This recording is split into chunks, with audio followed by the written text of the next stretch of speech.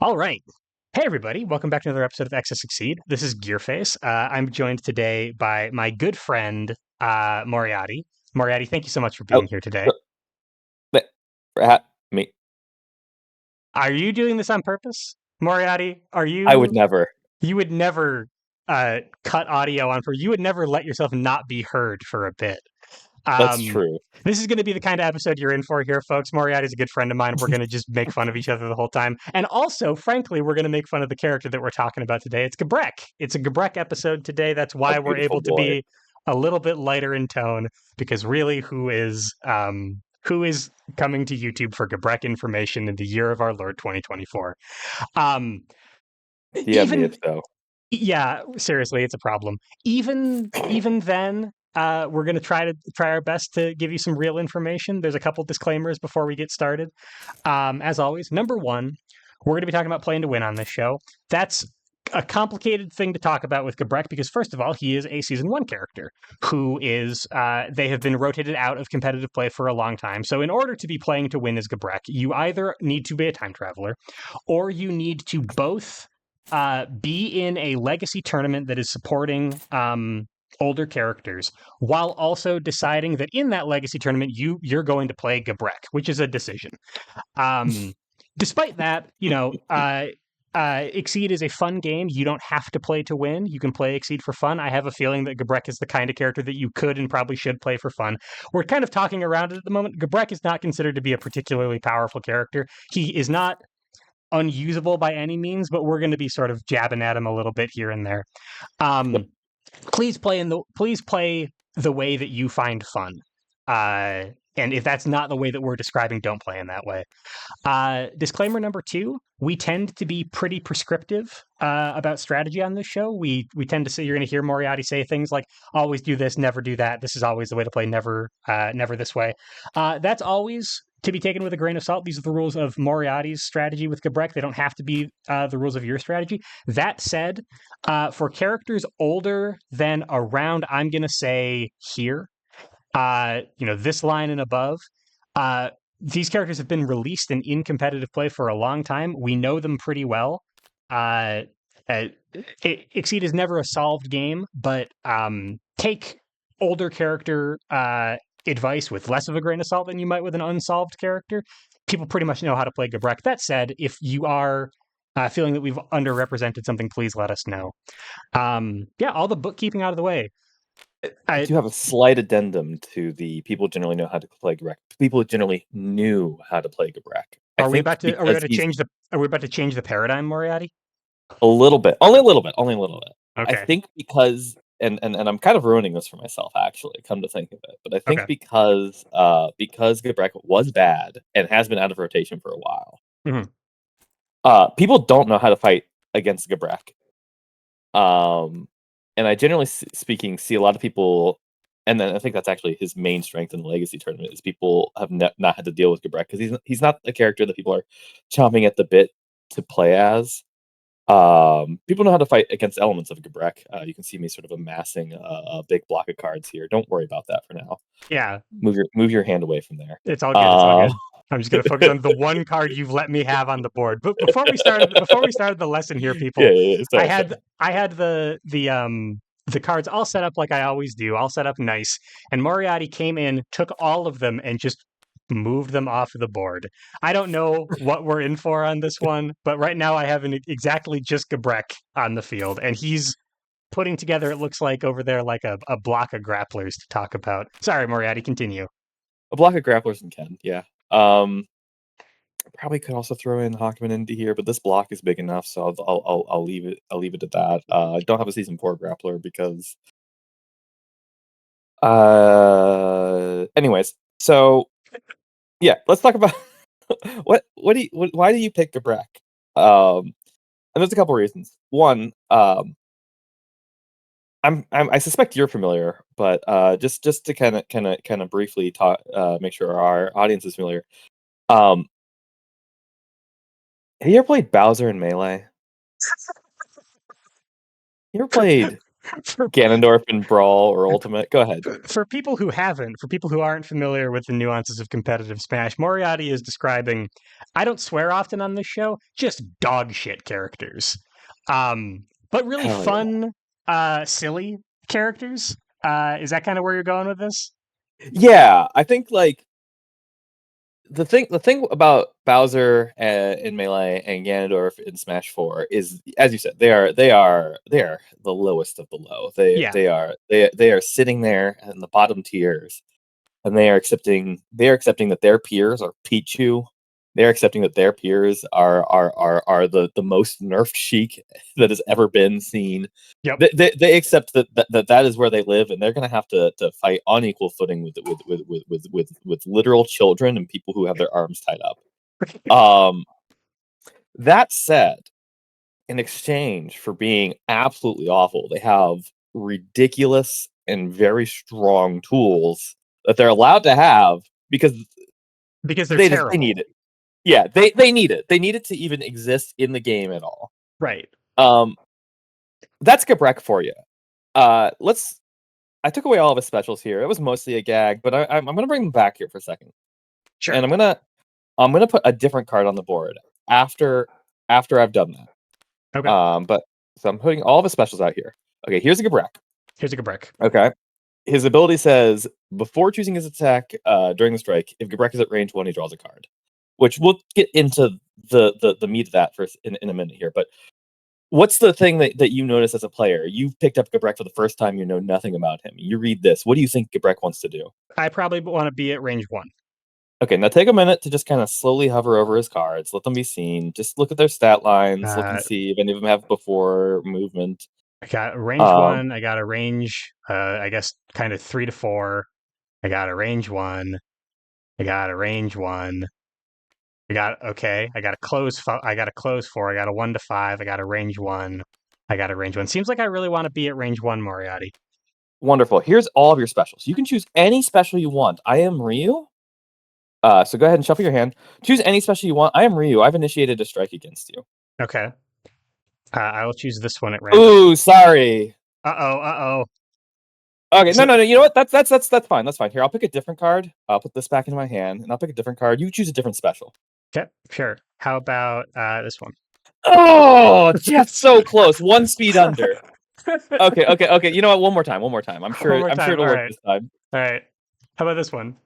Okay, well, that at least doesn't take any damage from grass, but you're not hitting, so you're not getting gauge. So, and I am getting gauge, and now you're in Hidoken range. Now, Moriatti, I can't help but notice that I've done, I think, about 68 of these lessons at this point, and so I've learned a thing or two about Exceed. You did just pull the same card 3 times. Those were all Grasp that I just lost to. I can't help but notice that. And everybody has a copy of Grasp. Everybody has 2 copies of Grasp, at least. Cammy has 4. Sometimes more, yeah. Sometimes you have other range 1 push effects at a high speed. So is he just hosed at his favorite range by fast options? Oh well, I mean, sure, yeah. Grass sucks. If I initiate it with Cross, notice that also would have won in almost every instance except for Shrug Off. Right. Here's another thing. I played Sweep. Okay, now take a quick look at your cards. Let's move these ultras aside here for a second. Sure. Those cost money, and we've just established it's actually hard for Gabrek to get money. Which is what I call gauge. It's a habit I picked up from our mutual friend, Little Creature. Yep. All right, so I played Sweep.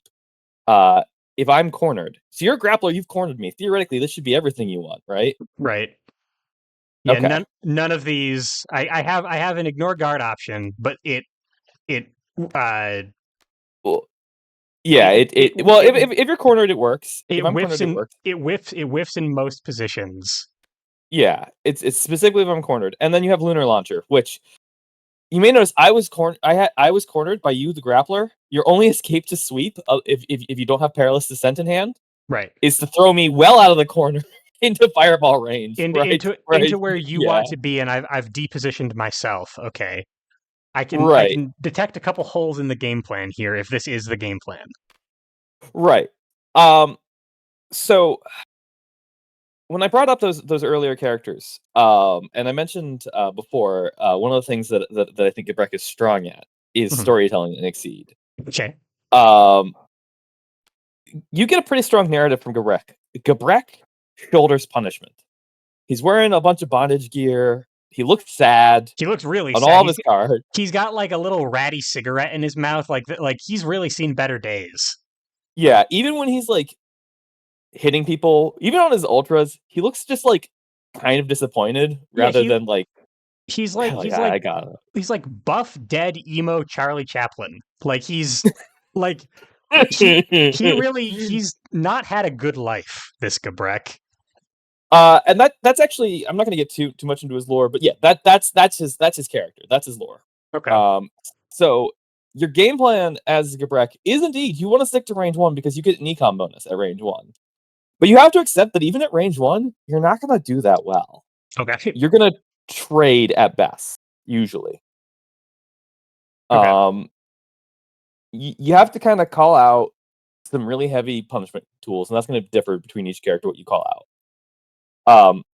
But your ultimate goal is to sit here and then just accept disrespect for half the game. Now, what do I mean for half the game? I mean for half your opponent's life, and I mean for gaining 5 gauge. So 5 engagements at least. Okay, and 5 engagements that I maybe don't win, but get gauge from. So I'm trying to hit my opponent, and maybe I'm trading down, but I'm incrementally progressing towards a gauge payout here. Right. For these five, I'm going to put Gabrek's 4 best specials for these 5 engagements. Okay. So you have Shrug Off, which is an extra copy of Block. You have Block. Hmm.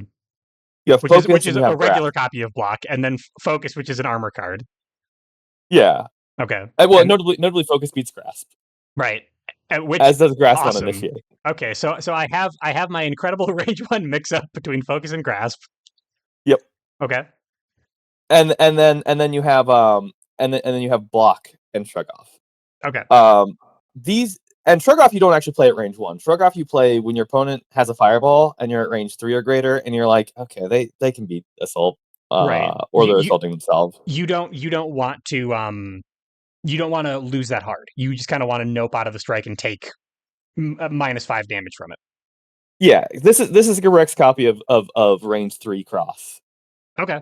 Which I'm sure is something that's come up in others, but just as a reminder, Cross hits at range 1 to 2, but it retreats you 3 spaces, so you're probably not getting hit, and it's way above curve for that. Sure. This is the range 3 Cross for a character who wants to be in close and who doesn't actually want to move very much. Right.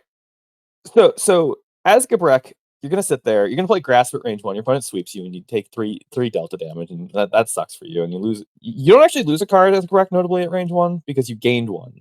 Okay. But you don't get to control what went. Right. So why do you accept being mediocre to bad at your favorite range, for the entire game? And that's actually a pretty easy question to answer. I'm going to pull the Ultras. I'm going to turn 1 sideways and only 1 face up. And I'm going to remind you that you're drawing a bunch of cards, so EX is a very likely possibility.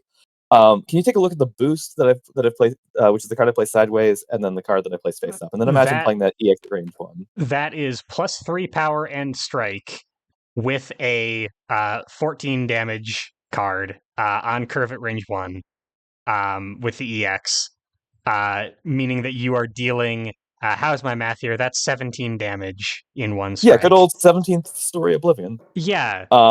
Now, Moriatti, I'm sorry to interrupt you, but this has come up a couple times on previous lessons here.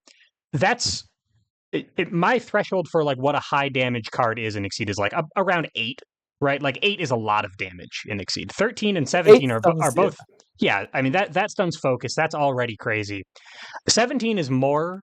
That's more than twice a number that 8 is. Yes. So before we actually get into, and obviously, like, you'll have 30 life. There's only so much you can say to massage those facts.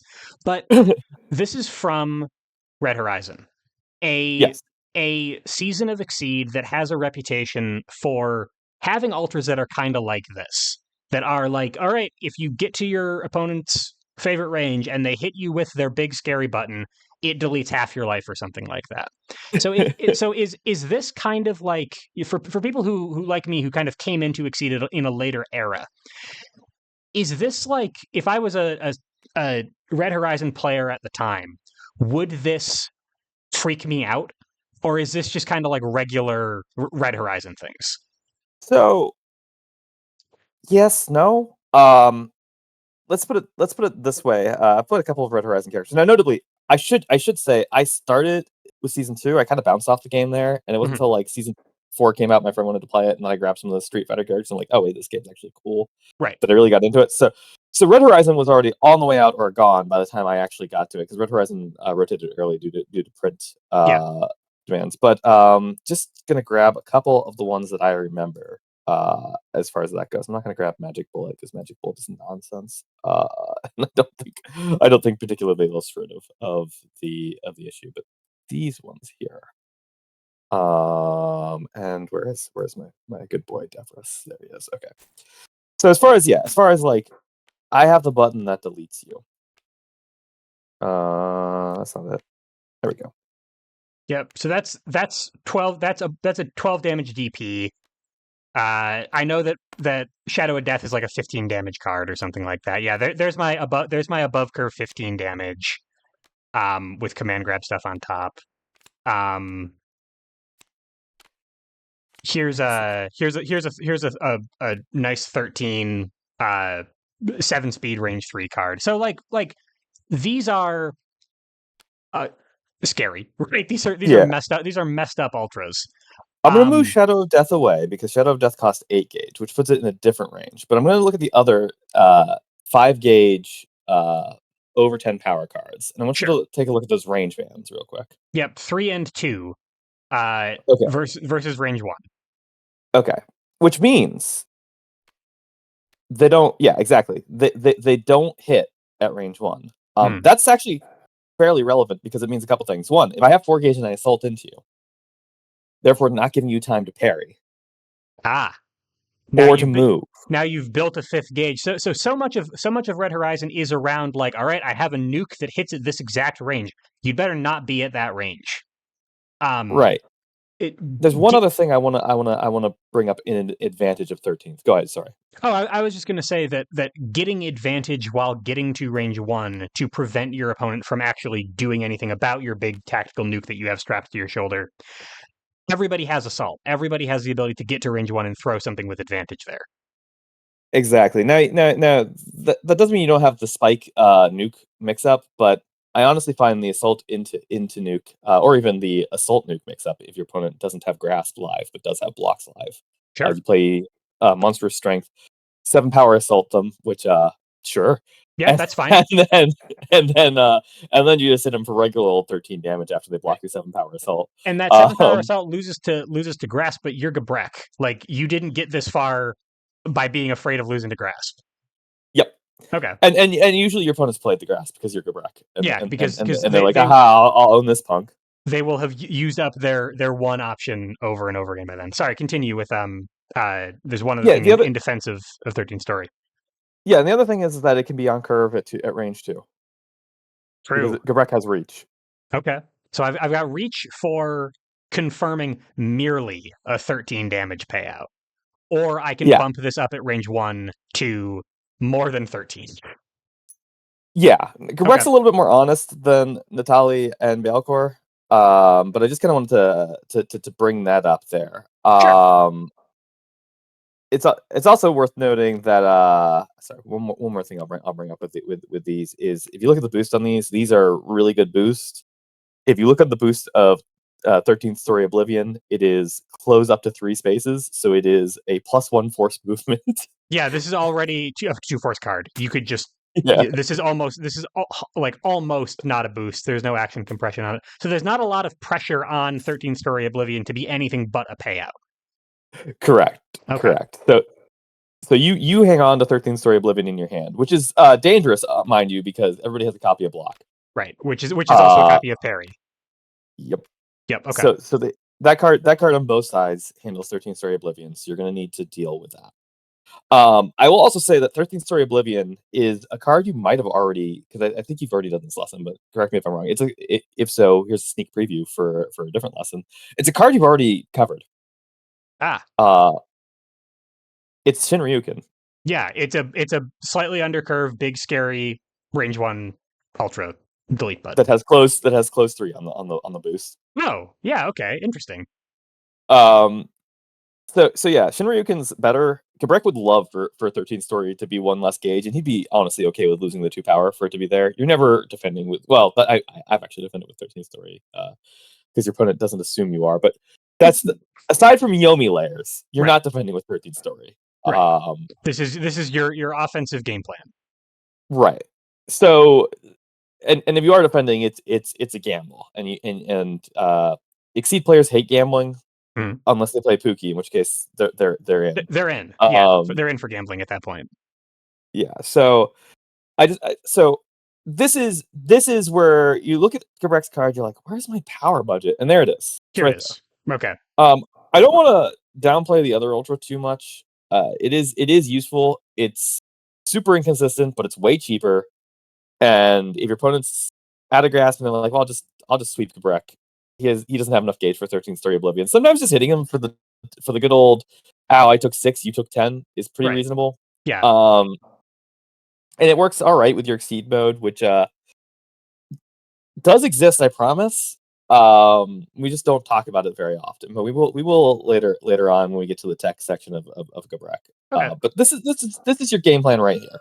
Okay. So hit with 13 Story Oblivion. I guess that also implies that the act of building 5 gauge is not going to be particularly easy. You've listed my gauge generation tools. A lot of them were normals. Yes. I'm Tager, right? I don't have very much in the way of confirm. I don't have very much in the way of key charge boosts or anything like that. Building 5 gauge is going to be tough, and that means that this is probably going to be my whole payout. Correct. Okay. Correct. Okay. Yeah, you basically you want to deal enough damage that 17 power will kill the opponent or get the opponent so close to killing that you can just out econ them. Right, which is worth noting. That's a lot of damage. That's not actually like oh man, late game health payout when we're talking about like how ignore armor on a 3 power attack is a really great way to close games. You can end a game from 17 life. That's not very far in the game. Sorry, you were talking about econ. Go ahead. I was just going to say, Gabrek doesn't get stats at range 1. He instead gets economy. When he's at range 1, he draws a card, which anybody who's ever thrown enough EX attacks can tell you, economy's pretty good. It helps you be a little bit more defensive. Gabrek's kind of one of those characters who's allowed to be aggressive because he has econ on attack. Giovanna, for instance, has this. Sure.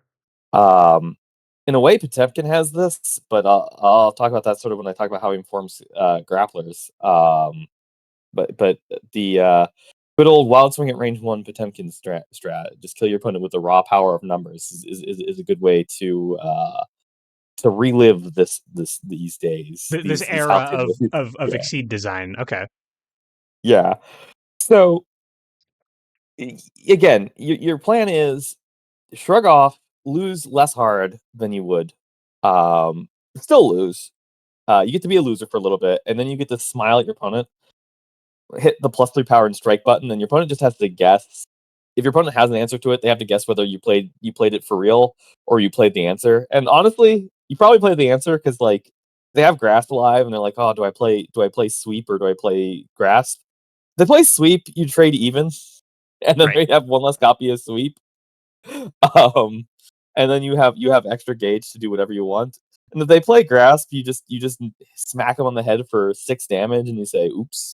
Right. So generally speaking, Gabrek isn't going to play the mix-up card unless you're several Yomi layers in, and you know you can guarantee the payout. Then you won't be able to later. But generally speaking, Gabrek's playing the mix-up because you know what his game plan is. I say that, but a lot of people now don't know what Gabrek's game plan is. Even when you hand them the reference there, it's not until that you have your 5th gauge that they sit there and they go, "Oh, I'm winning pretty reasonably. What is Gabrek throwing?" And then they look at this card and they go, "Oh no! Oh no! This is my entire life total in 1 strike." Yeah, okay. I wasn't hanging on to block or grasp. Right. Okay. So there is an immense amount of pressure on my opponent to preserve the answers to this card, these cards, because that's kind of what I got. And they can parry it.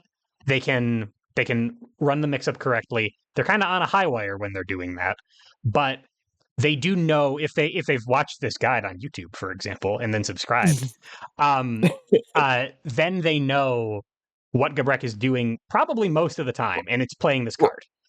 Look, your face, they might have missed a bit if they didn't hit the bell. That's true. And then you're going to lose to Gabrek in the next tournament. Yeah, and you'll be so much egg on your face. Mm-hmm. Now, Gabrek does have a couple tools. You've talked about Season 7 characters, which are actually relevant, so I will talk a little bit about this. You know Scramble, our good old friend Scrimbolo. Sure do. The boost on focus for Season 7 for our people who are just coming back into Exceed after having been out of the game since Season 1, I guess. Yeah, Scramble is a new boost. Yeah, Scramble is a new boost, and Gabrek has kind of a jank copy of it. The advantages of Scramble, of course, being that you can punish the opponent for holding on to all copies of an answer and not doing anything with them. Okay. That is, and in the case of Gabrek, that is your case. That is your win case with Scramble. Okay, I know a lot of people are like, Scramble guaranteed wins the strike, but it doesn't always, unless your opponent has all the answers. Right. So the playstyle that Gabrek enforces in my opponent is that they are going to be holding on to their grasps, their blocks, stuff like that. They're going to have something in their hand, and then you go, awesome, you're wild swinging. I hope that you also have something in your deck to answer this 17 damage payout that I'm throwing. Yeah. Now, granted, the Exceed mode version of this involves you spending 3 gauge, so you gained 8 gauge. Your Gabrek, you might have gained 8 gauge, and the opponent has half their life left still because those gauges are blocked. You played 2 blocks, 2 grasps. They've gone and you somehow hit both shrug offs. Yeah, you've shrugged something off a couple times. They have exactly 17 life left at that point. Awesome. Time to scramble, built-in scramble 13 Story Oblivion them. Yeah. The actual use for Exceeding as Gabrek is somebody who has like awful wild swings or who can't commit, has to commit further wild swings, so you want them to commit and lose a couple times. So I, for instance, if I'm playing against Akuma as Gabrek, you may notice that all of my cards do not like Akuma's speed values and plus power on them. None of my cards are happy with that. Sure. But if I'm playing into Akuma and I've managed to get gauge, and I can make Akuma wild swing or have to spend all of his force running away, a thing Akuma notoriously, both in character and in Exceed, loves doing. Yeah, he's a super big fan of noping out of things. Yeah.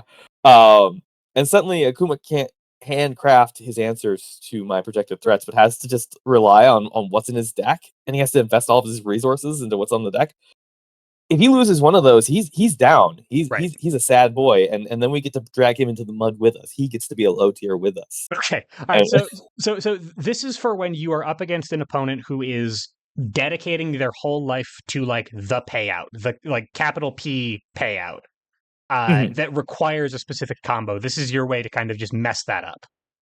Right, and for those of you who are like me, most listening to these via audio, Gabrek's Exceed mode is if Gabrek initiates a strike at range 1, his opponent must wild swing, and if they initiate, he gets his econ still. I generally speaking think this is a side grade. This is 3 gauge for a side grade, so it's a tech tool. But your game plan is fragile enough that you want all of the tech tools you can get. Oh, so when I'm not exceeded, when I'm on front side here, I get this on offense and on defense. When I'm exceeded, I exchange the initiated version of this with making my opponent wild swing.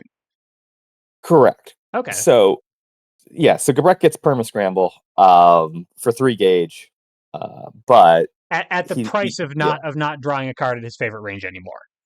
And also, your opponent now can just initiate with cross, and then that's like 2 strikes they just do not have to worry about. Okay, interesting. They do, yeah. So it's a tool that he doesn't use most matchups, but there are characters. Akuma comes to mind. Never Merkava. Merkava is a miserable matchup as Gabrek, by the way. Just choose a different character at that point. That sounds bad. Yeah. Akuma, you might want to do it against Skyle. You might want to do it against. Most zoners actually are okay with that, but also most zoners, if you can just pin them down for a single strike, you're pretty happy. Right. So yeah, it's a tool you can use in some matchups, but it's going to entirely depend on how reliant your opponent is on countering you. Okay. The other thing to keep in mind with Gabrek when we're talking about text 2, specifically the main game plan, is since season 2, characters get to have if speed X or higher does not hit you effects. Joffrey has it in season 2. Plenty of characters have it in Undernight. Yeah. Your speed dodges are kind of, especially for characters in Undernight who like don't have parry. That's going to be frequently. It sounds like their way out of this big obvious payout. Right. So sometimes, good old 9-power sweep is also the answer. Because again, if you have 5 gauge and you play +3 power and strike, your opponent has to respect 17 Story Oblivion. Right. Because otherwise they lose 17 life. And they probably just lost the game off of that mix-up. Yeah. And granted, like if you play 1 card, then Grasp is alive, sure. But if you play an EX, good old 10-power sweep, good old heck, if they have a speed dodge, why not EX? Why not EX focus? Why not EX spike? Well, actually, don't EX focus. You need those cards. Right. But you could also reach spike them. You have options for projecting that you're doing 13 Story Oblivion with some nonsense, and then you just hit them with something that's not 13 Story Oblivion, but generally speaking makes them sad. Right. And I mean Exceed is a mix-up game, but having the way that mix-ups work requires your opponent to be afraid of. It's not just a coin flip. Your opponent has to be afraid of a threat, and it's pretty tough to not be afraid of 17 damage. Yeah. Okay. Heck, even unboosted, 13 damage is still just way a lot. Like, yeah, that's a lot of damage, Moriatti. That like again, even just looking at the normals, if you look at how block works without its effect and sweep, it's clear that 6 damage is a break point in the game. Like if you know nothing about the game, you see that if you don't spend, sweep just stuns block. 6 is a lot. Right. And then you look at the hardest card to stun in the game other than block, focus, and 8 stuns it. Yeah. So you're blowing past both of those breakpoints with either ultra. Sure. Okay. So my offense is locked behind my gauge. Obviously, that's in competition with my Exceed mode, and it sounds like almost all of the time, outside of very specific matchups, when I need to disrupt somebody's kind of economy, or rather their payouts, the ultras win this tension pretty easily. I have exceeded maybe 5 times as a Gabrek, and I play Gabrek fairly frequently because very few people will complain about fighting against Gabrek. True. Yeah, he seems like he's down for a good time.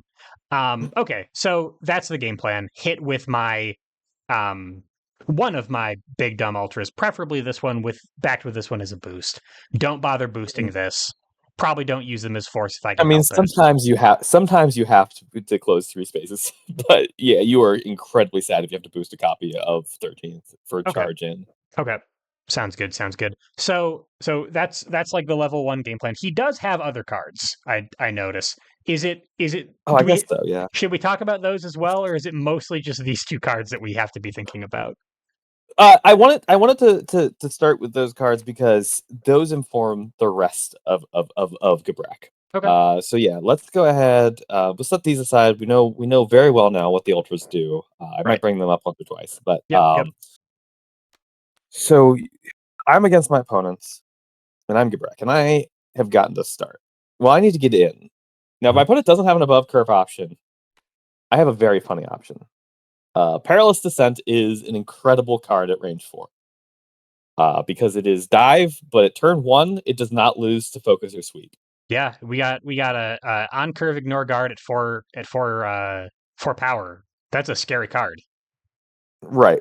Which means your opponent probably crosses out, and like crossing out against Gabrek, it makes him sad.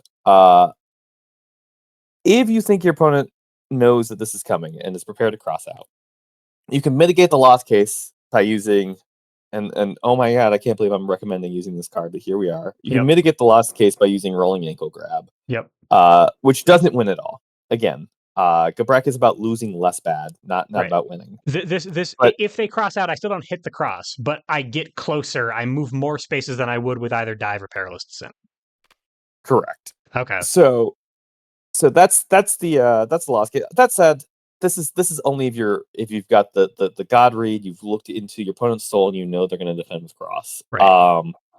Generally speaking, your lost case against cross isn't that bad. They're at range 3, which like you don't have that. Well, sorry, your specials don't give you any options, but you have normals at range 3, so Right. you can play the range 3 game. You can play the mix up between these cards. Like they're notably exceeds range 3 is kind of the mix up range. Right. So normally speaking, I would say dive or perilous descent, depending on your read of your opponent. Okay.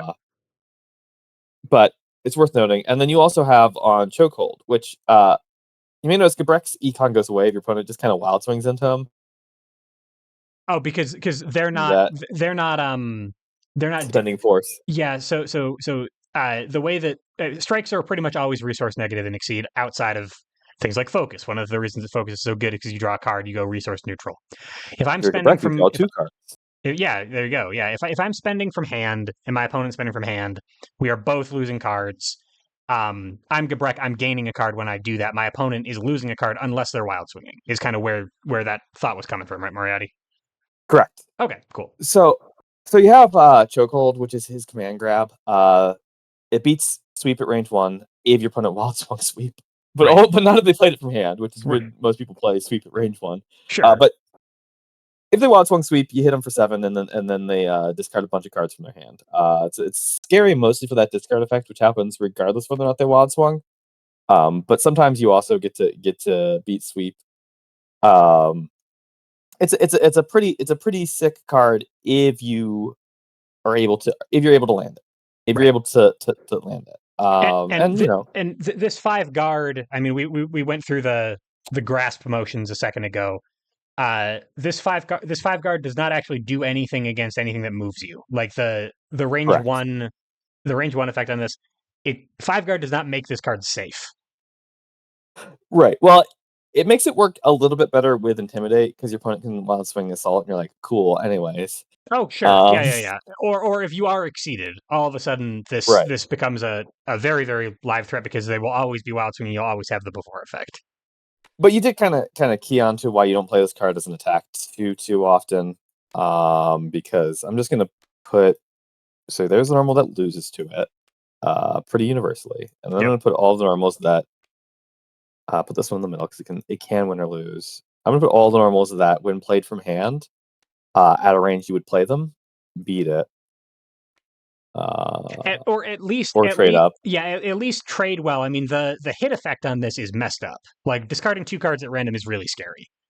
So for some of these ones, grasp notwithstanding, it might not be a clean win if they're trading up into chokehold. Sweep doesn't cleanly win. I'll put sweep into this column there. So grass cross, and if you're playing spike and Gabrek wild swung this spike, but that's not really a consideration. Grass and cross cleanly win. Right. You can dive over it if you're initiating, but not if you're defending. Right.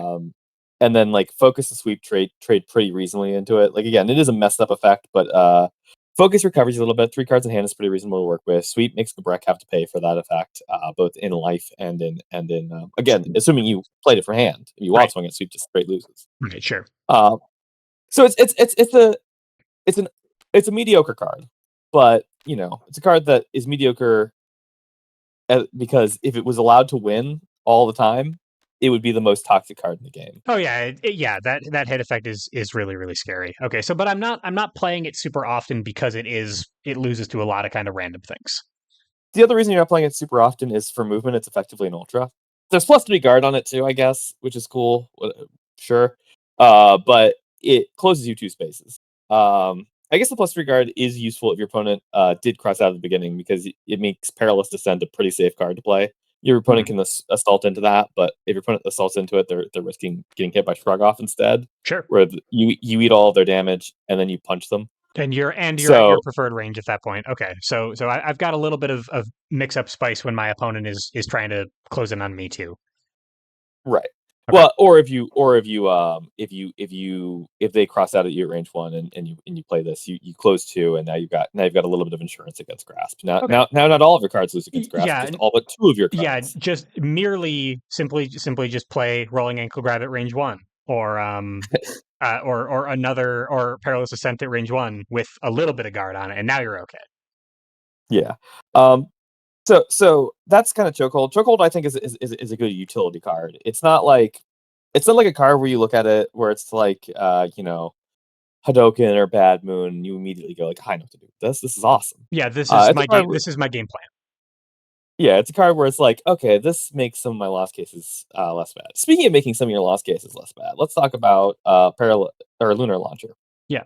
So Lunar Launcher loses to Grasp, but in exchange for this, it doesn't lose to a whole lot else. It also loses to Focus, I suppose. And on defense, it loses to Cross. But if you're playing Lunar Launcher, you know. But you can move the opponent 3, 1, 2, 3, and then move yourself 1. So even if your opponent's cornered and plays sweep, thinking that I'm at range 1 and I'm cornered and I'm playing sweep from hand, so I don't have to worry about Gabrek's command grab over here. Right. You can sometimes just eat them out of the corner, and the exchange of losing the game, you can win the strike. merely throw yourself out of your favorite position to and give your opponent the ability to backstep so that you're at range 8. Awesome. Yeah, and use your great economy from there to get back in. Right. But sometimes again, Gabrek is about suffering, and sometimes you just have to accept that you're going to suffer for a little bit. Don't do this against Ryu, but definitely don't do that against Ken. Ken will eat you for breakfast for that. Sure. Oh yeah, Kendoken sounds like a bad time for Gabrek. Yeah, basically, in order to deal with Kendoken, you have to have EX rolling ankle grab and defend in play. So don't do this against Ken. Don't do this against Ryu. If somebody has a dominant fireball, you're just asking to eat garbage for life. But the rest of the game, right? Right. So I'm sorry. Go ahead, and then I have a question. But you can defend against somebody like Sagat with this, because sure, Sagat's gonna backstep, then you're rolling ankle grab under his low tiger shot. Because unless I'm mistaken, let me pull him up just to make sure I'm not wild in here. But unless I'm mistaken, it's printed speed too. Yeah, so it's a 2-speed card. Yeah, it is. Yeah. Okay, it's been a little bit since I played Sagat. Yep. Sick character, by the way. Go ahead. Oh yeah. Oh, so speaking of what you do against fireballs, there's kind of like a received wisdom and exceeded that we sort of shorthand to grappler movement, which is that if I'm in this situation and maybe not against Ryu because he has a 6-speed fireball, but I'm like sick. A dive that misses, just to close space. I will eat the loss on the fireball. I will assault in. I will try to make up space because that is my win condition on this strike. I'm noticing that I have a 6-speed card that has after move 1 on it. And that's like that's not gonna dodge me very many fireballs unless I'm like specifically at range 3 or something. But is this sometimes something that I am playing just as like a ranged way to move in a little bit when I'm in a really, really bad situation? So sometimes, again, because you don't have the luxury of winning at range 1 very often, it is rough giving up one of your cards that just like wins if your opponent does get away and you've got them in this position. Being able to re-corner them, right, or dodge sweep and take center board, it's really potent, right. So it is rough to give up your combat card, but it does sometimes make sense if your opponent has already played all of the cards that they need to play to beat your range 1 that this is answering.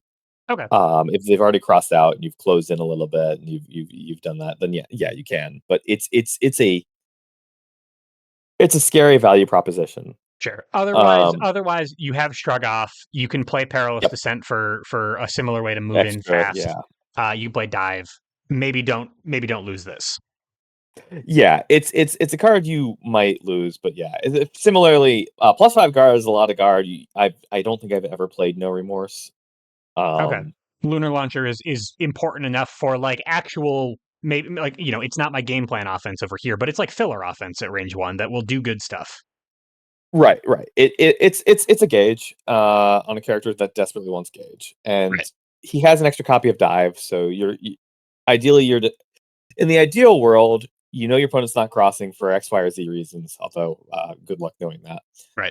Maybe you've already stuffed both of their crosses with your grasp. So you're now trying to gain the gauge and maybe put them in a good range so you can dive or perilous descent them depending on what you expect them to play. So it's a card that like gives you really ideal positioning value. Lets you dodge a couple of the cards that really, really punish you, so you can again mitigate your loss cases. Right. Or it can in some instances be that dodge, but it's a rough proposition to lose this, especially if you've lost any normal mix-up at any point. Okay. Which is when you would want to play it. So the answer is sometimes, but not often. Okay, that makes sense. Sounds good. So these are actual range 1 offenses that I can use sometimes. It sounds like for Yes. both of them. They're occasional boost, more this one than this one, just for movement purposes. Okay. All right. The other card that we haven't talked about yet, because we talked about Perilous Descent. Oh, worth noting, Perilous Descent does have reach. In case you're wondering, why don't I just play Perilous Descent and stay at range 4? Because that wins on initiate against anybody who doesn't have a fast option. It's because it has reach on it. This enables my crazy on curve stuff.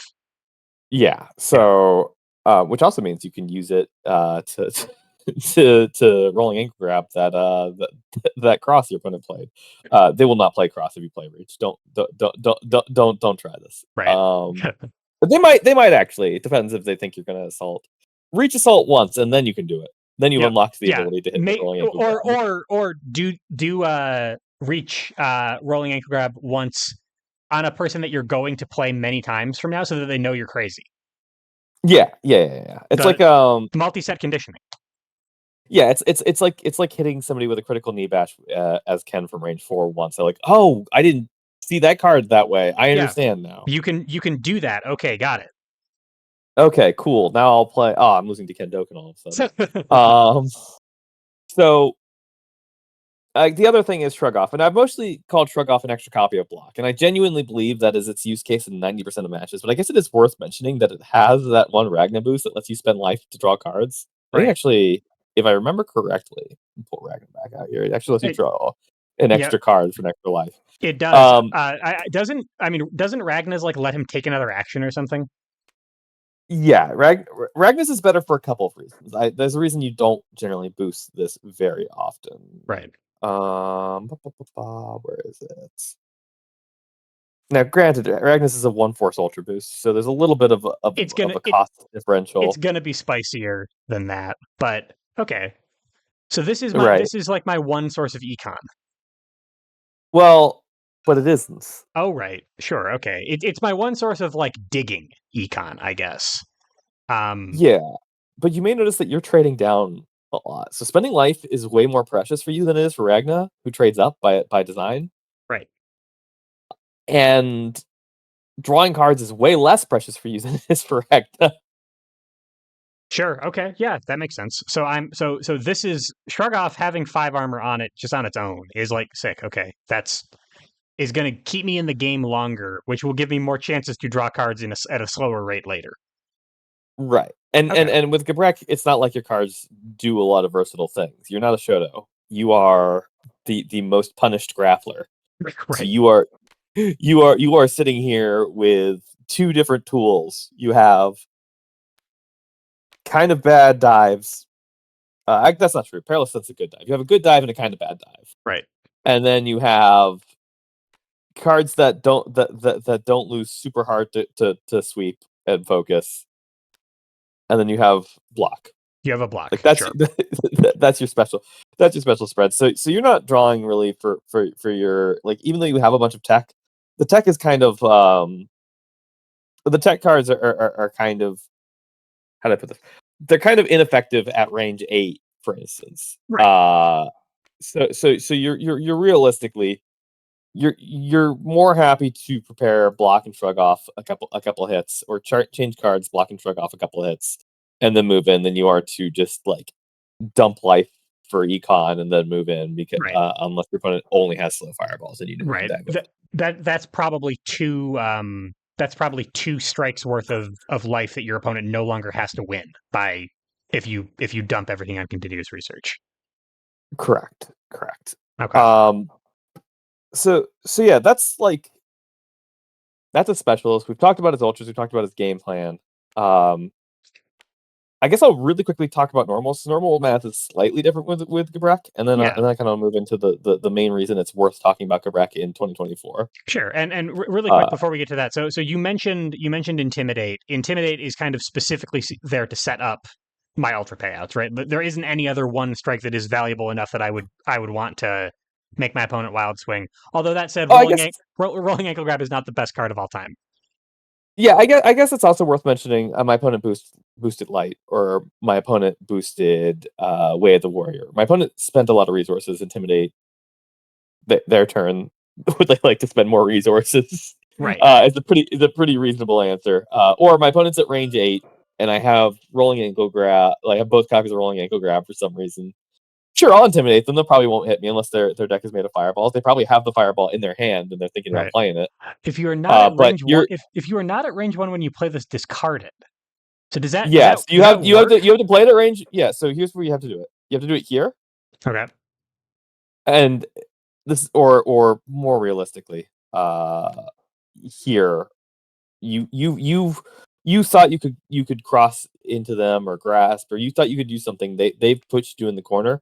Okay. You play this because you don't have a whole lot of movement cards now. You hope you draw it, and now your opponent, if they backstep, has to accept that they can't immediately get their problem.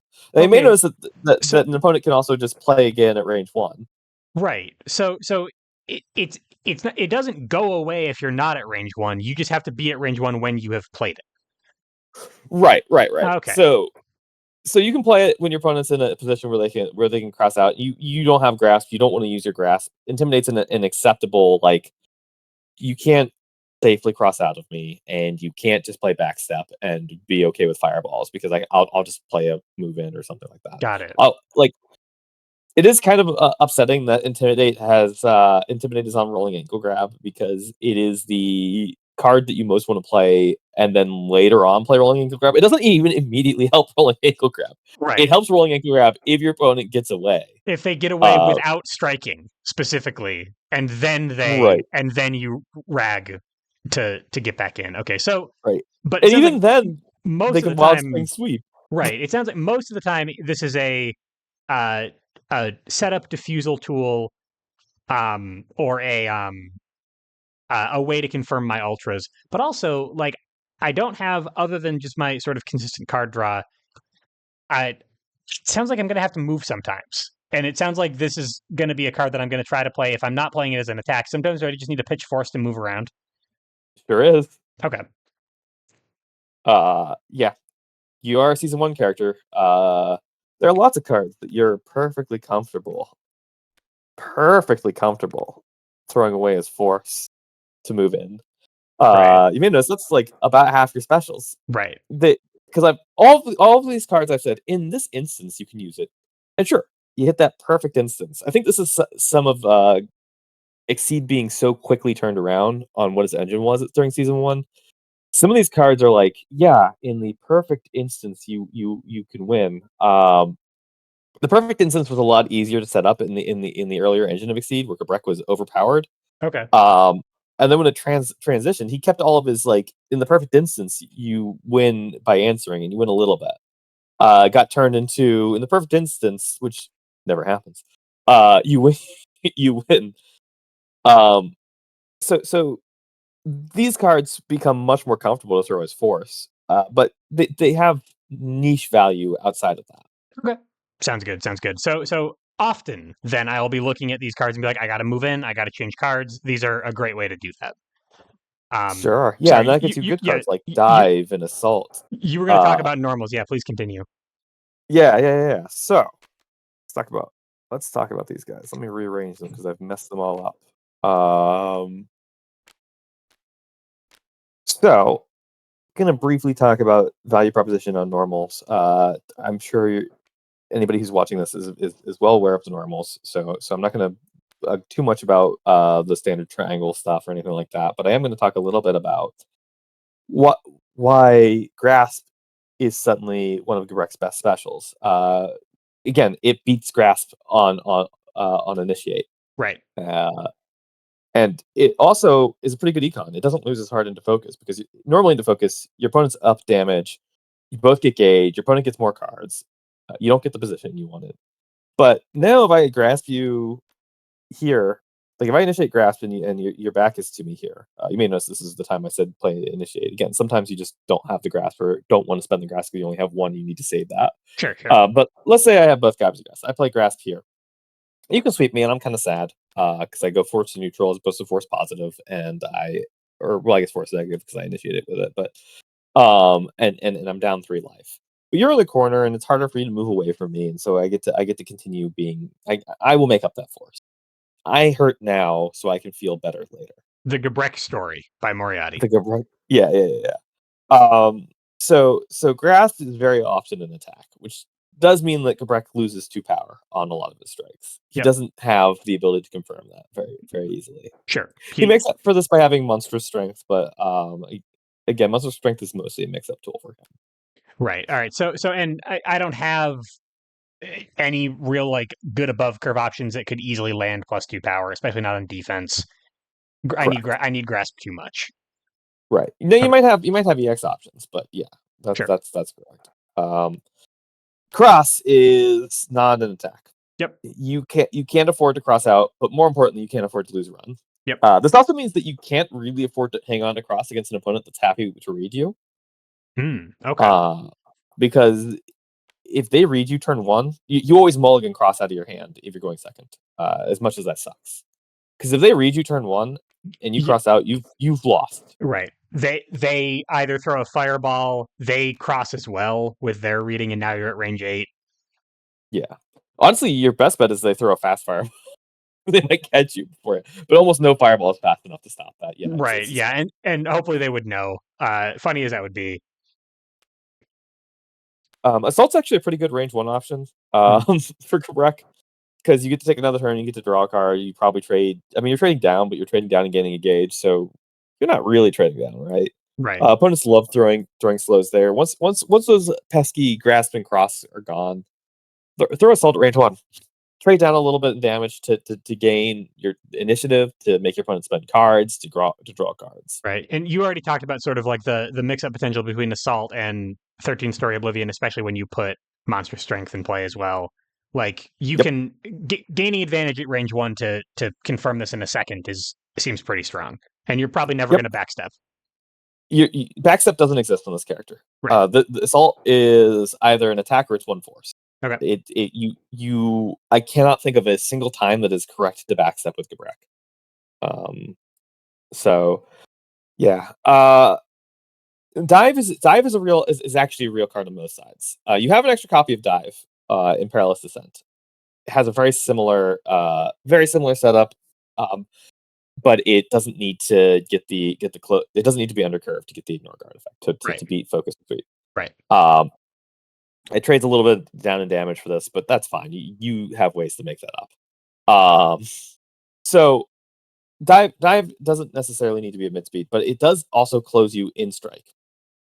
Right. So it's useful there. On the other hand, a lot of opponents have things like attacks at range 1 don't hit you. They have ways to move. They have speed boost, which you may notice none of your cards are super great at dealing with large amounts of stats. Right. So Tech is also a very real card. This dive is completely real on both sides. There. Spike is also completely real on both sides, because if Gabrek is at range 3 and he played a card, he's probably coming into you, right? Sure. Just play slow and make him sad. Absolutely. I mean, assault is so good to confirm that advantage. Oh no, I've been spiked. Exactly. There's some instances where you can also use it at range 2 with reach to in endgame scenarios to deal 5 damage to an opponent who's trying to block your payout. Okay. But that's again more niche. But Defend is also very real, because Defend turns a lot of Gabrek's close and advance cards online at range 1 that no longer lose to grasp. Suddenly rolling ankle grab, perilous descent, assault, all beat grasp. So it's worth playing. It also keys very, very nicely with lumbering, the boost on chokehold, to let you like lumber in, defend, and now like play whatever you want. They're not going to stun you. There's no way they're stunning you. If you're even like you're faster than their spike or something like that, you get to range 1. And also, I mean, like at the time that Exceed was in season 1. Putting down 2 boosts during a neutral exchange was not unheard of the way it is now, right? Like I'm thinking Right. about the last 2 seasons of Exceed, and I'm thinking about times that I've put down 2 boosts in a row, and I'm like, when I play Biken sometimes, maybe. But for the most part, like this is a slower paced game of Exceed that you're describing, and that was kind of what was in vogue at the time. Correct. I Okay. also like Gabrek does slow down the game a little bit into modern seasons. Uh, Mostly into season 6. I'm actually thinking of season 7. Will usually just stats. Right. They'll throw stat boost, And they'll just but run you over, sure. right, which you have answers to that, but you have to be kind of careful and precious about spending your answers. But season 6 doesn't really have the stat boost options. So if Gabrek's at range 1 against a season 6 character, they have mix up, which you can predict and deal with, and they have tech hit, and everything else they would throw against Gabrek as far as like a boost there, they don't really love doing. So a season 6 character might spend the time to move, Right. and then you can go ahead and throw defend up, or Right. Okay. even just initiate with a spike. Sweep is an amazing card. You very rarely boost light, unless Okay. you like Because need to. your Yeah. your cards are slow enough that they might not work even with light. Yep. All right. Yeah. Uh, Fair. Sometimes you need to ensure, because one copy of 13th went away, and you need to ensure that, or you need to ensure an assault at that point. Which then like the assault eats the block that the opponent had, and also beats the grasp that Right. they might have held on to. Okay. So there's like some instances there, or there's some instances where you're at a certain range, and the opponent has a 5-speed fireball, but not a 6-speed fireball, so you can play that and now perilous descent and diver alive. But more commonly, you need to worry about grasp, and you need to worry about the opponent's sweep, and you need to worry about the opponent's focus. And sweep is just really good answers to all of Sure. Yeah. At that. the very least, you are trading even in grasp case. You're trading up. I mean, you already mentioned that monster strength plus sweep that's an ultra 2. That's a really good payout. Yep. Okay. Yep. It is incredibly worthwhile. Okay. Focus, similar deal to sweep. You very rarely boost reading. In fact, Gabrek hates reading. For a very funny reason I'll get into after I've gone through the normals here. Okay. But sometimes you can reading checkmate, because you have a 17 damage attack. Well, not with reading. You have a 14 to 13 damage attack with reading. Sometimes you can reading checkmate if your opponent was too careless with their information, but more often than not, you need that focus, and you need that early before that kind of information advantage would be available to you. Sure. Um, and it helps bring Gabrek's econ online, which allows him to defend with EXs and to sort of slowly have his answers in hand and have the force to move if your opponent goes away. Okay. Block is key charge. You might parry an answer to your payouts, but most of the time it's key charge, because you need 5 gauge. You just want gauge and you don't want to die. Yep. Okay. Really good defend at range 4, because there's not a whole lot of punishment to blocking at range 4. So Gabrek was the proto season 3 character in that he blocks at range. He sometimes initiates Block at range 4 just to get gauge. Sure. Yeah. Normally he has better things to do, but sometimes you get the EX of one of these, and you just want to get the gauge and then EX defend. Um. So yeah. One thing I do want to point out is there's a very funny rules interaction with Gabrek at range 1 reading. If your opponent plays reading at range 1, and you don't have the card they read in your hand, but that card is on top of your deck, great news. You still got red. Because before you set your card during a strike. So they say that, and then it's strike time. They put their card down, they read, and then you're like, okay, cool. Let me reveal my hand. Oh, hold on a second. I have to set one of these cards. Okay, and then you pull the card up, and it goes into your hand. That is And the timing for it. it goes into your hand, and then you have to play it because now it's in your hand for the reading. Yes. Okay. So their readings are 1 card stronger against Gabrek Yes. than against anybody else. All right, that's fun. That's one way to describe it. As a Gabrek main, I hate it, but Sure. that's the ruling. That's really funny. So yeah, it's just a fun little thing here. All right, I want to kind of briefly talk about how Gabrek shaped grapplers going forward. Sure. That sounds good. Oh my gosh. Because I think Let me so we already rotate kind of around talked about, here. yeah. This is gonna be pretty quick here, but it's pretty easy to see. It's pretty easy to see how Gabrek handled ultra design. Let me actually make this more evident what I'm doing here. How Gabrek handled ultra design for grapplers.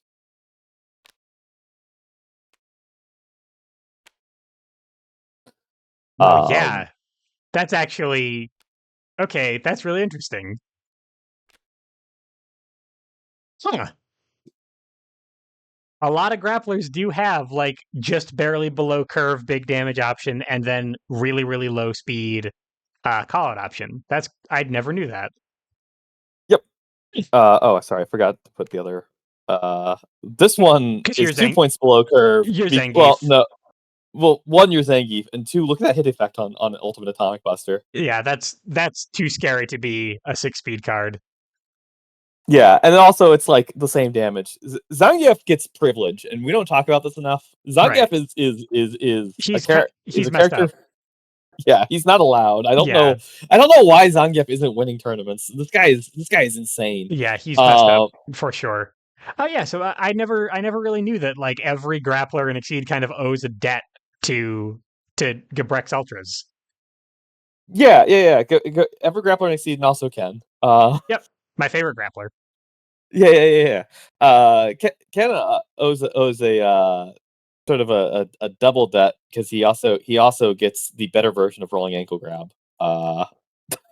Yeah, That, huh? That has guard on so it. yeah, it's everything. It has the 5 guard that he could have gotten from boosting Lunar Launcher. Still not enough guard. Anyway, just kind of wanted to talk about that part. So Gabrek inspired Ultra Designs. He also inspired the incremental advantage grappler movement type deal, which you see a fair amount with advance in, close one with guard. Actually, Potemkin owes a lot because Potemkin has Potemkin's quite a got few all of versions. his walk forward, be big boost. He's got steadfast. He's got even engage. Kind of is like a pressure tool. Yeah, he also is the one who said grapplers really should have just reach sometimes, so they can just Yeah, threaten the range 1 options at it, like, which is just kind of a thing that sure. Kind grapplers get. of big people get this. And then I mean, Tager is also all about like, all right, I'll nope out of a strike at range 4 by moving in a little bit with not Sledgehammer, the other one. Yeah, he even has a version of Perilous Descent. Yeah, yeah, kinda. Kind of beats things that it makes dive at range 4 all of a sudden like a reasonable card. Yeah, interesting. Okay, and what's the what Tager card am I thinking of that? Because Sledgehammer has Gadget Finger. That's not the one I'm thinking of. What's his Ignore Armor card? Oh, shoot, where is that? Where'd that go? I'll find. Don't worry. I'll find it. It's B probably will be so over disappointed in me. here. Oh yeah, It's got Crimson reach Punisher. 1. Yeah, I'll move. I'll have 2 armor and close 1. That's fine. I won't get Yep. stunned. I'll close 1. Yeah, that kind of play pattern is kind of what like that's grappler neutral. Grappler neutral is suffering. Gabrek is a suffering Yeah. character. That's why it's like that.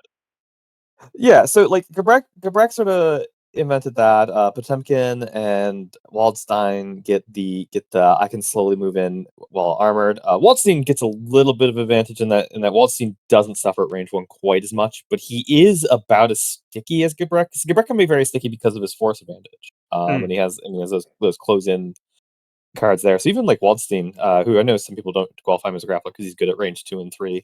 Right. Sometimes even better, but meh. Um, they they they, they all kind of owe that debt to Gabrek. And then there's like other cards like Shrug Off gets you mentioned Crimson Punisher. Here's something that actually has like very similar text to Shrug Off. Here's a better version that eventually would become Crimson Punisher and Double Lariat. Right. Here's another Zangief card that owes to Gabrek. It's just Power Cut version. Here's Atomic Suplex, which may look a little bit familiar to you looking at Yeah, Lunar Launcher. that's a lunar launcher. Yeah, totally. Um, except it's exclusively cornering. In exchange for being exclusively cornering, it gets +2 speed, often +3 speed, and plus some ridiculous amount of power. So Gabrek basically he sort of suffered through getting hit a bunch so that the rest of the grapplers would get better versions of his tools, and also Right. Ken. Right, and also Ken. So I think that he's really neat as a historic version of a character. As far as that goes, he sort of designed the grapplers get an extra copy of block, whereas the Potemkin copy of block. Oh wait, here it is. Potemkin gets privilege like Zangief. Right. His copy of block actually blocks you. His copy of block gains advantage. Yeah. Or is closes you one. Right. Pick this card. This card is 2 copies of block. Just they also let you continue doing things after you block. Right. So like, and then Potemkin also has slide head, which is a similar concept to the double lariat, to the Crimson Punisher type deal. So like Gabrek, there it is. Gabrek sort of got to be bad so that all the other grapplers would be better. This is a he walked so Potemkin can run. So, well, Potemkin. No, he none of them ran. Yeah. They never quite learned that. Ken can run. Yeah, he crawled so Tager could have a movement cap, and then Potemkin could have a range 8 attack. Like, yeah. They needed to up their game a little bit. Yeah.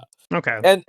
And that means they don't get ignore guard dive, and that means they don't get perma scramble, but that's fine. I think the grappler's in a lot healthier place. Maybe not Zangief, but oh hey, speaking of sorry, real quick, speaking of rolling ankle grab, but better. Oh yeah. What if Rag was stun immune? Yeah. Also, goodbye. I think that's Genji, some Street Fighter 1 ninja. What is he doing in the comics? Yeah, that's not Vega, despite the claw. So I think you're right. Yeah. Anyways, Gabrek suffered so that he could be used as genetic material for the rest of the grapplers. And Ken. Yeah, which I guess is like better than his in canon where he suffered so he could be used as genetic material for Caden and Eva. That's his lineage has improved with time, at least. Yeah. Right. Okay. So then I guess the final question I want to ask, I'm gonna bump back over to the main board here. Oh yeah.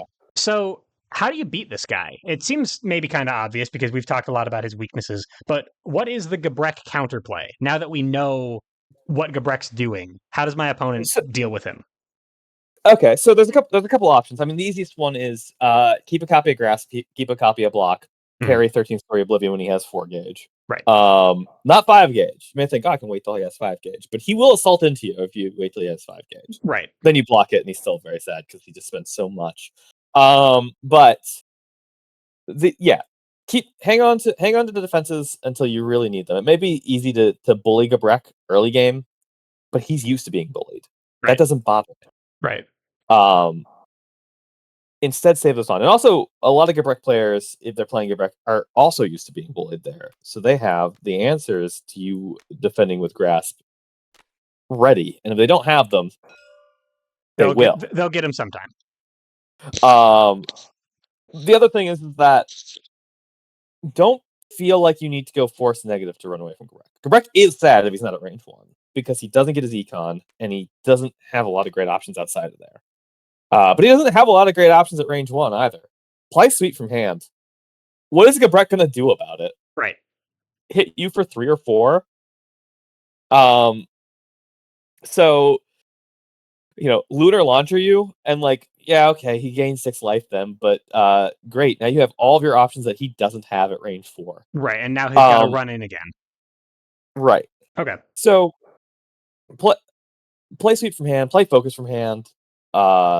We talked about how Grasp beats everything Gabrek has. What does Gabrek do against Focus? Right. At range 1, he's not gonna Perilous Descent you at range 1. If Gabrek Perilous Descent you at range 1, well, I might, because I Because you think you it's need to very funny. you need to prove to them that you're crazy. So you do Yeah, have your command grab that does some messed up things to their hand, but focus is gonna mitigate that a little bit. yeah. And then feel free to wild swing into Gabrek. I know he has 2 cards that do 3 damage extra if you wild swing. That's fine. Like, one, okay, he wild swung chokehold. You hit him with grasp. You wild swung cross. You wild swung dive. Yeah, You initiate wild swings into Gabrek, because like even his punishments for wild swinging aren't very consistent if you wild swing and you have any movement or any way to deal 6 damage. Both, well, 6 damage at speed yeah, 4 that's is kind of pretty tough high order. unless you've got like a donkey kick or something hanging around in your deck, like our Yeah, training dummy here. But your point's well made that like these cards are not consistent enough to crutch on as a way to just be like, oh, my opponent's wild swinging, awesome, I win combat for free. yeah, they might win combat, and like, don't get me wrong, 7 damage sucks, Sure. but like that's 1 every 5 Gabrek games that actually happens. Right. Yeah. Um, and then just in strike movement, Gabrek hates that. It hurts the Gabrek. If you can move away from him during strike, I mentioned earlier, so like chip into Gabrek, Testament into Gabrek, You Zolt into Gabrek. you mentioned Mentioned who was Merkava it? as well. Merkava, yeah. Well, that's because Merkava can for 0 Yeah, force be wherever he out of wants to strike be. movement is scary too if it's that cheap. Yeah. That Merkava is Exceed's mill character. I'm Yeah. sure you either talked about him or will talk Oh about yeah. him. No, I know all about Merkava. Yeah. Um, but yeah, brawl with Gabrek is the common thing. He doesn't actually win brawling that hard, and when he can, he's showing you. He's lighting up. He's glowing red. He's telling you he's about to kill you, Right, and and you can just then leave. Then don't get hit by yeah 13 Story Oblivion. But until then, you probably have comparable range 1 tools to range 1 man. yeah. Gabrek's advantage is econ. He will have the answer he wants. In order for this to work, he needs to never have any dominating answers. So he Right. doesn't. Right. Uh, until he suddenly does. And then suddenly your opponent's exploded. Okay. Right. So both his advantage is his weakness. Um, so that's how you fight Gabrek. You Makes sense. just he's not the grapplers that came from him. Or Ken. I'm gonna move Ken out of here for a minute here. Ken, I just wanted to bring up that Ken also got to steal 2 really good Gabrek cards for free. I like that we've been able to say the grapplers and Ken like 11 times though. I think that's funny. So I'm glad he's Yeah. here. Yeah, Actually, Ragnar also owes a he little bit isn't Zangief who just wins at range 1 all the time for free. He right. still has to work for his money even when he's at range 1. Right. But he's not these guys who came before him, or Ragnar, where he's just allowed to continue to brawl with you, Right. at range 1 forever, and you have to get out of there. Right. Okay. He can trade with you long enough to hit you with his super. Right. So just leave when Yeah, he gets 4 gauge. No, be there. When that part happens, you're like, all right, cool. I got a bust to catch. I'll see you later. I've saved up my cross. I've saved up my assault to backstep out. Deal with this. Now I draw the parry and I get rid of your thing. Right. By the time you get in there, Right. so yeah, he can't. Gabrek can't hurt you if you are paying attention. Gabrek is just a literacy test, which means he's great against card game players like myself. Damn, got him. And he is a situational awareness test, which means he's great against fighting game players like myself. Like yourself, right? So you lose to Gabrek all the time. Well, no, that's why I've channeled Gabrek. That's why you play Gabrek. Okay. Yeah. But he's not the grapplers that came after him, where he's going to dominate you at range 1 forever. Okay. And he's or even for very long. You can boost into him, and he doesn't really have a great way to overcome stats like these guys do. And Sure. he's not, and he's not got such stickiness that like running away is a losing proposition like it is against Zangief, Right. or Waldstein Or Wald, sure. or to some degree Swanji, but you can eventually run away from Swanji. It just takes you a while. Right. Swanji, Gabrek did walk so that Swanji could run. Yeah, so he could headlong run. Okay. Yeah. So you could close. Yeah, here it is. Here we go. He did walk so that Swanji could do his little Naruto run and get in your face. Right. But he didn't. He doesn't have those tools. He has to slowly be patient, and you can be patient too. Right. Okay. I gotcha. Well, cool. Anything else that you wanted to mention about Gabrek, or should we wrap the lesson up? If you pick him from the character select screen, Gabrek, where is he?